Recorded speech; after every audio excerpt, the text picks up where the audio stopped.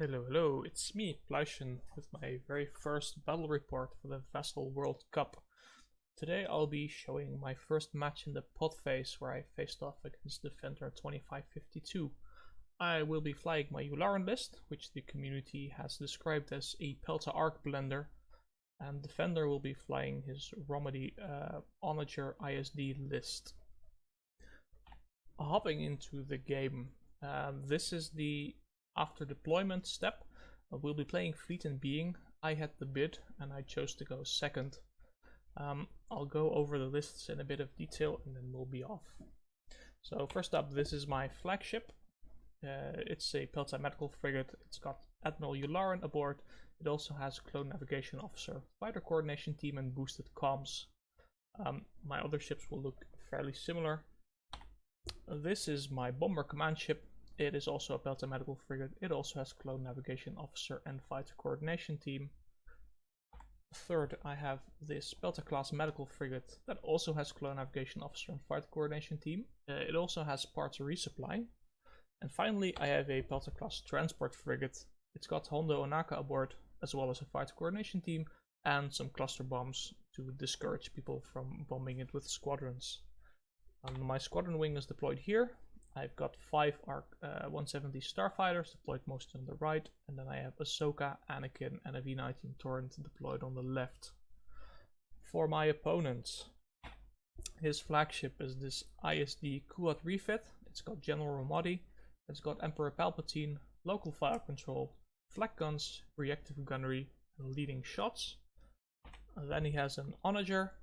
It's a test bed with Intel Officer, weapons, battery techs, sensor team, orbital bombardment, particle cannons, and the Cataclysm title. He has 2 Gazantis, an assault carrier with Hondo Onager and parts resupply, and a cruiser with munitions resupply. And then he has 3 squadrons: Darth Vader in his TIE Defender, Merrick Steele in his TIE Defender, and Colonel Jendon. So we're gonna just jump right into round 1. First up, he used his Hondo, and then he deployed his token with Cataclysm and realized he ended up just a bit short, so I got a lucky break there. There will be no round 1 shot.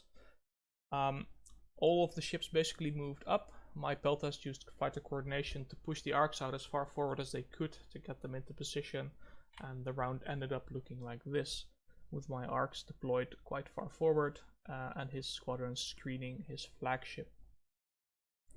At this point, the Onager, not being forward far enough, loses its objective token to the Fleet and Being rules. At the start of round 2, Defender starts off by activating one of the Gazantis and sending out Merrick and Jendon into the arc furthest to the right. He gets some lucky rolls and just kills it before I have any chance to do anything. And then the Gazanti comes scooting in. On my turn, the Bomber Command Center activates, and it sends Anakin out on a revenge mission, hitting Darth Vader because he hasn't activated yet.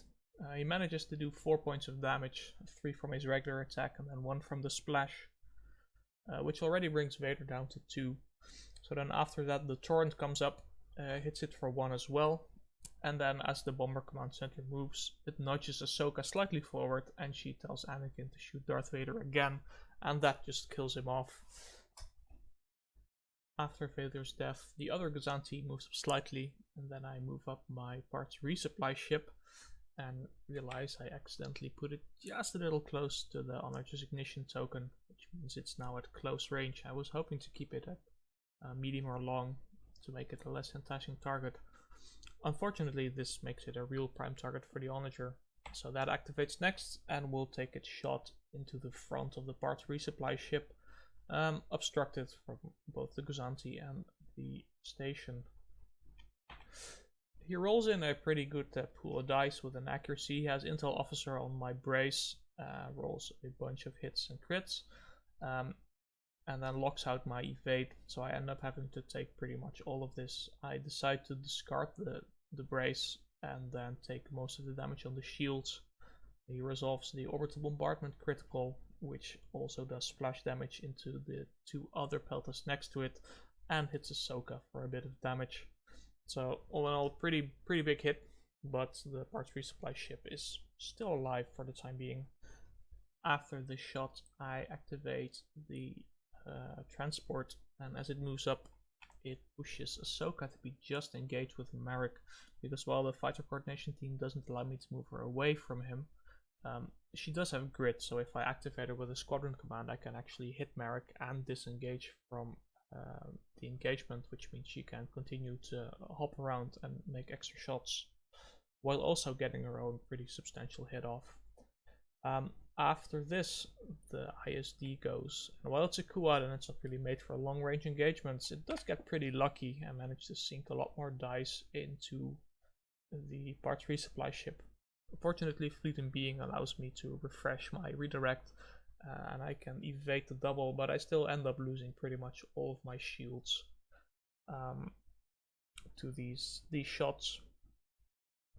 As we continue, I activate the flagship, and because of its boosted comms, it's able to activate Ahsoka, who then shoots into Merrick, falls back slightly, triggering another shot into Merrick, and then as we move on to the squadron phase, the remaining arcs also open fire on Merrick, and he goes down as well, which means end of round 2, we've already eliminated the 2 most dangerous squads, and the arcs pretty much have free reign to start hitting on whatever they can get their hands on.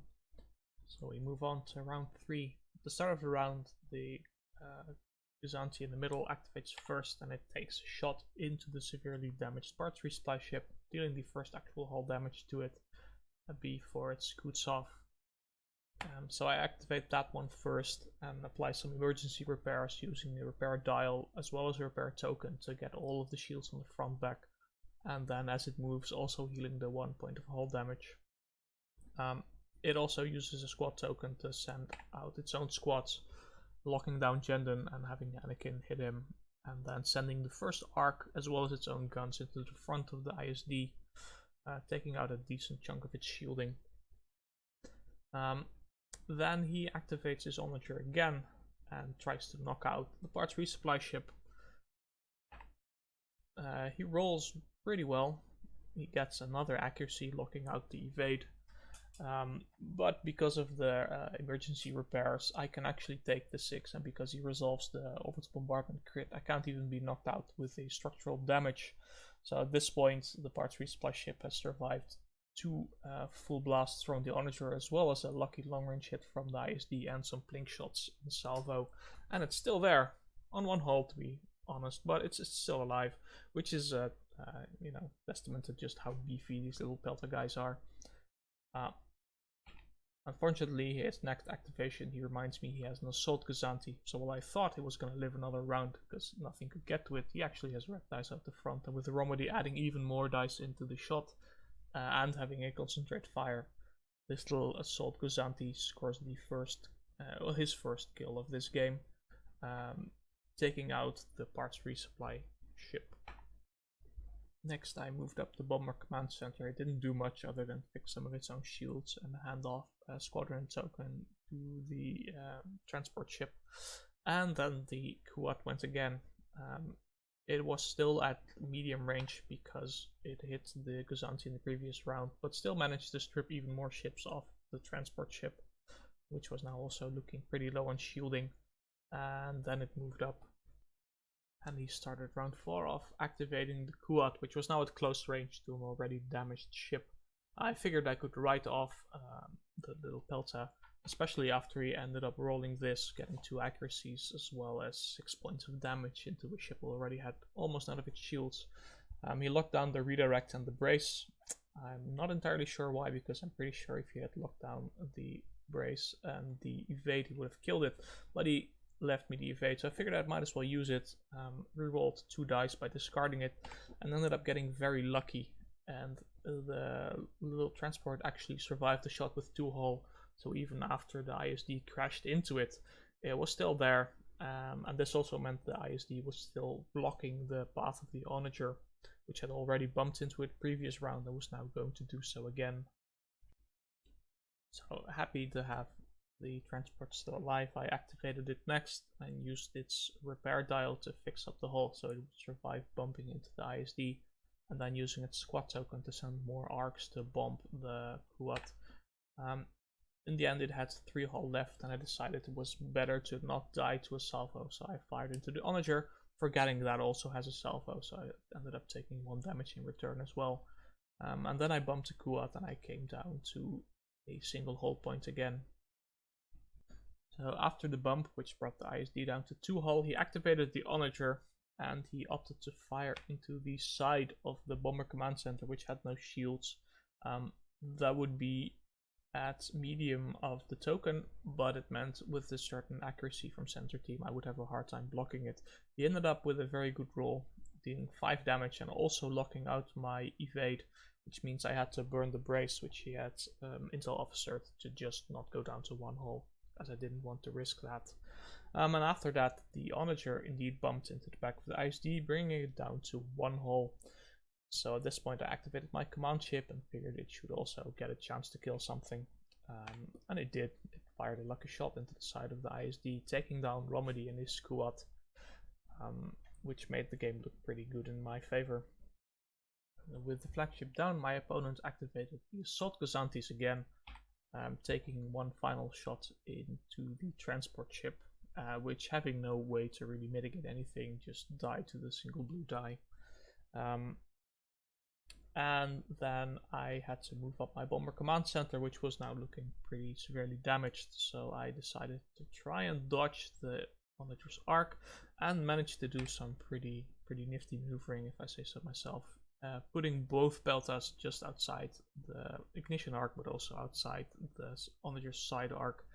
And then this is also pretty much how the round ended. Some of the squadrons moved a little closer to try and knock out the Onager in the final rounds, while the Gazantis are pretty much just outside of range of anything.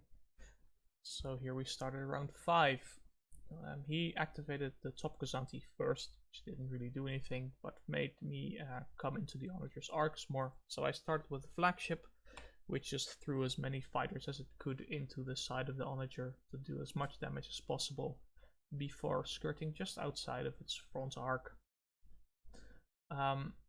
The Onager was still looking pretty healthy at this point. He decided to activate the Onager next, fired a bunch of shots into the front of the flagship and doing some flak out the front, which at least saved the Bomber Command Center from taking any more hits. And then when the Bomber Command Center activated, it threw even more fighters into the Onager, and then once again managed to just narrowly dodge the ignition arc, although it did end up double arced near the Onager. But avoiding the ignition shot was probably the best thing I could hope for. At the start of round 6, he immediately activated the Onager, firing a pretty decent shot into the side of the Bomber Command. Judging by what happened next, I think he forgot to use the accuracy, or at least we did something wrong, because I did manage to evade the double and also redirect to the front. I don't think it would have made much of a difference if he had used the accuracy on the redirect. But still, I ended up losing the shields and then hoping to survive the side arc, which would be 3 dice, and I had 4 hull. I was fairly certain that would be okay, but alas, all luck runs out at some point as he rolled 3 damage, and I ended up taking a structural, which took down the Bomber Command Center before it could activate this round. So at that point I was kind of sweating if I would have enough firepower to knock out the Onager, given that I only had 1 ship left. But we tried anyway. I threw all the fighters I could into it, see how that would go, and it ended up coming down to 1 hull point with only Ahsoka left to activate, and she came through. She rolled her 1 hit, did the last 1 point of damage, and that means that the Onager went down and his fleet was tabled. And not only was his fleet tabled, but both his Gazantis had lost their objective tokens at some point because they were flying on the edge of the board.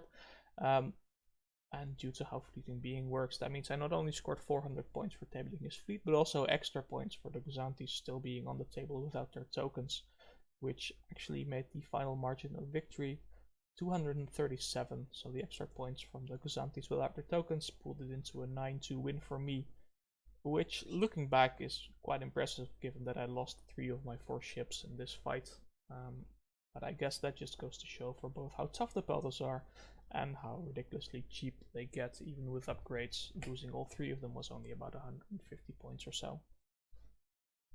So that concludes the first game of my pods, and also the first serious game I played with this fleet after quite a long break with it. I'm pretty sure I made a few mistakes, and I think Defender probably made a few as well, because it was pretty late when we were playing, and it's a very long fight. It's a mentally exhausting list to fly with, but also to fly against. But yeah, I was pretty happy with how it turned out. I was a little worried about having to face down both an Onager and the Kuat, which are both very high damage ships. I wasn't sure if the Peltas would hold, but they did, and I was off to a flying start of the pod phase. And hopefully at some point I'll make another video and we'll look at pod game 2.